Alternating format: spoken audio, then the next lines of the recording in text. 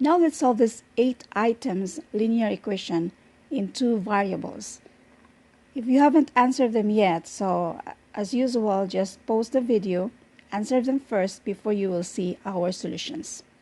There are many ways of solving linear equations, and these are graphing method, substitution method, elimination method, determinants, Gauss-Jordan elimination method, inverse matrix method. Since we're only finding the value of 2 variables, let's use substitution and elimination method. I may consider this as the very basic in the world of algebra. But anyway, nakapost na yung unang linear equation ko with only 1 variable. Bali, yun yung pinaka-basic. And this one, bali, a little complex lang siya kasi dalawa na ang hanapin natin. Number 1, find the value of x and y, where y is equals to 2x plus 4 and y is equals to 3x plus 2. Let this be our y1 and this one y2. y1 is equivalent to y2. So y1 is 2x plus 4 equals y2 is 3x plus 2. I-add ang mga like terms. So mag-transpose tayo. 4 minus 2 kasi nag-minus tayo ng 2 sa both sides. Kaya cancel lang 2 dito sa kabila. And that is 4 minus 2. Now, 3x minus 2x.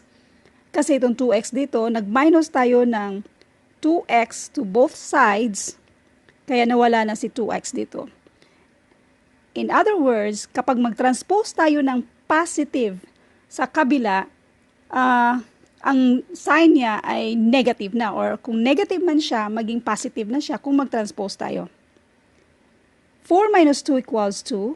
3x minus 2 equals x, or 1x. Pareho lang yan. X is equals to 2. So, mayroon na tayong equivalent sa x.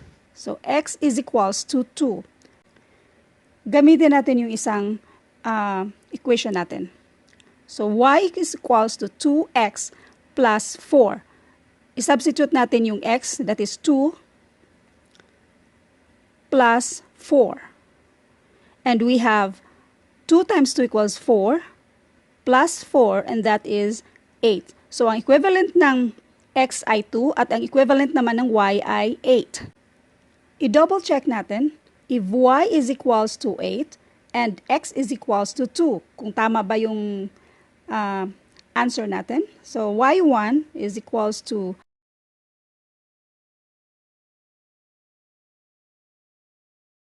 equals 4 plus 4 equals, at pareho na siya, okay? And this one is 6 plus 2 equals 8. So, that means, ang answer sa number 1 ay x is equals to 2 and y is equals to 8. Now, let's do the elimination method. Mas madali ito kasi mayroon na siyang parehong y, which is ganito, 2x plus 4y, 3x plus 2. Bali, mag-combine tayo ng equation. I-deduct mo para mawala yung isang value. Kaya nga, elimination ang tawag dito. And this is negative 2x minus 3x, that is negative 1x, or x lang, plus 4 minus 2, that is 2. Transpose mo lang si x sa kabila, so that means x is equals to 2. Tapos, yung hiram ka lang ng isang equation dyan, lagyan mo ng, mag-substitute ka na, that is 2. Kaya nang ginawa natin sa unang solutions natin, plus 4, so y is equals to 8. So, ito na yung sagot. X is equals to 2 and y is equals to 8. Number 2, find the value of x and y if 2x minus 2y equals 8 and x plus y equals 1. So, if x plus y equals 1, so x equals 1 minus y. Kasi transpose lang natin si y sa kabila, so maging negative na siya. Substitution method ang gagawin natin. So, that means x equals 1 minus y. So, we will use this equation, 2x minus 2y equals 8. 2 times 1 minus y, kasi yung equivalent ng x. 2 times 1 2 times negative y, that is negative 2y. And this is negative 2y minus 8. So 2 minus 4y equals 8. Sa mga nalilito, regarding sa signs, this is the same as 2 plus negative 2y plus negative 2y equals 8. So 2 plus negative 4y equals 8. Tapos, i-multiply mo lang to, 2 minus 4y equals 8. So, pareho lang siya. Next, mag-transpose tayo para ma-isolate itong 4y equals 8 minus 2. Kasi itong 2, tinatranspose natin sa kabila, so maiba na yung sign niya. And this is negative 4. 8 minus 2, that is 6. So, negative 4y, para ma-isolate si y dyan, mag-divide tayo ng negative 4, so cancel out na siya. Nandito na siya sa kabila yung negative 4. 6 divided by negative 4, and that is negative 1.5. So, ito yung equivalent ng y. Next, x plus y equals 1. So, x plus negative 1.5 equals 1. Tapos, x i-transpose natin yung negative 1.5, maging positive na siya. So, 1.5, x is equals to, i-add mo siya, that is 2.5. So, ito na yung equivalent ng x. So, ang answer dito, sa question na ito, find the value of x and y is, x is equivalent to 2.5 and y is equivalent to negative 1.5. Double check natin. And this is negative 1.5. Bring down 2.5. So 2.5 minus 1.5 is equivalent to 1. So, tama tayo. 2x minus 2y equals 8. 2, equivalent of x is 2.5. Minus 2, equivalent of y is negative 1.5. Equals 8. And this is 5. And this is positive 3. So, 5 plus 3 equals 8. So, tama tayo. And this is the correct answer. In elimination method, we combined these equations. This is 2x minus 2y equals 8 and x plus y minus 1. Para may ma-eliminate tayo, we multiply 2 to all these equations para maging 2x plus 2 times y, that is 2y, equals 2. So, this equation, ito, let it be our equation 1, and this one is equation 2. So, these equations, i-combine natin by adding or subtracting.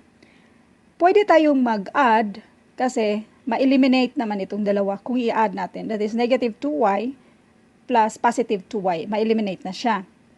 So, 2x plus 2x, that is 4x, equals 2. 2 plus 8, that is 10. Para ma-isolate si x dyan, i-divide natin ng 4. Para cancel out na siya, dito na siya. So, 10 divided by 4, and that is 2.5. So, we will find for y, and x plus y equals 1. X is equivalent to 2.5 plus y equals 1. So, i-isolate natin si y dyan. I-transpose natin itong 2.5 at maging negative 2.5. So, y is equivalent to 1 minus 2.5, and that is negative 1.5. So, the answer is x is equivalent to 2.5 and y is equivalent to negative 1.5.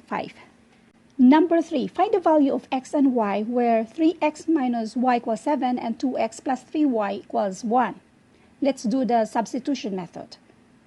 3x minus y equals 7, so negative y equals 7 minus 3x, or y is equivalent to negative 7 plus 3x. Let's use this equation to substitute 2x plus 3, and y is equivalent to negative 7 plus 3x equals 1. 2x plus, multiply mo yan, and that is negative 21. So, change natin ang sign dito. Negative 21 plus 3 times 3x, and that is 9x equals 1. Itong si 21, i-transpose natin sa kabila, maging positive 21.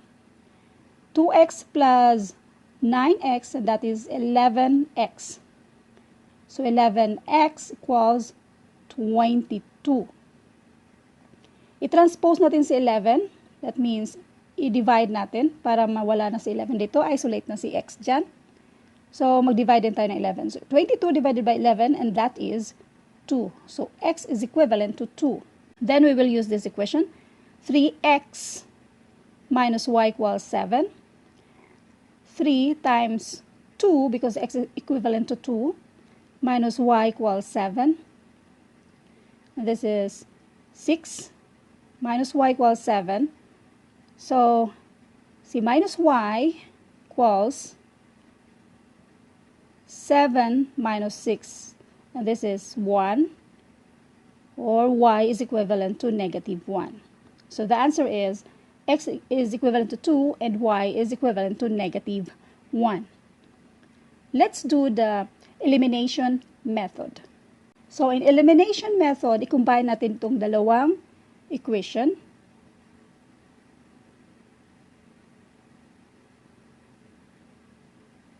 Mag-choose lang tayo which one ang ipareho natin. So, let's say itong y. So, i-multiply natin sila pareho ng 3. 9x, 3 times negative y, negative 3y, equals 3 times 7, that is 21. So, itong equation na to ang i-combine natin ngayon. I-add natin. Ito ma-cancel out na yan. So, 2 plus 9 equals 11x equals 1 plus 21, and that is 22. So, 11x equals 22. That means x is equivalent to 2. Kasi, cancel out natin dyan, 22 divided by 11, and that is 2. So, x is equivalent to 2. Now, pareho lang din. Magpili lang tayo sa equation na ito para ipasok natin si 2 na equivalent sa x. So, 3x minus y equals 7. 3. So, x is equivalent to 2. Negative y equals 7. 6 minus y equals 7. So, negative y is equals to 1. And y is equals to negative 1. So, pareho na tayo sa unang solutions natin. Y is equivalent to negative 1 and x is equivalent to 2. Number 4. Find the value of x and y if x plus y equals 2 and 2x minus 3y equals 9. Let's do substitution method first.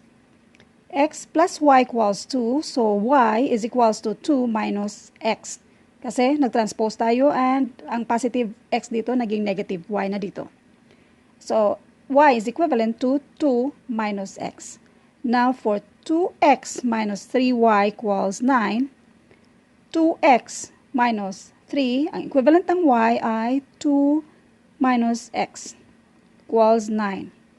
2x, negative 3 times 2, that is negative 6. Negative 3 times negative x, and that is positive 3x, equals 9. So, itong si negative 6, i-transpose natin dito ay maging 9 plus 6.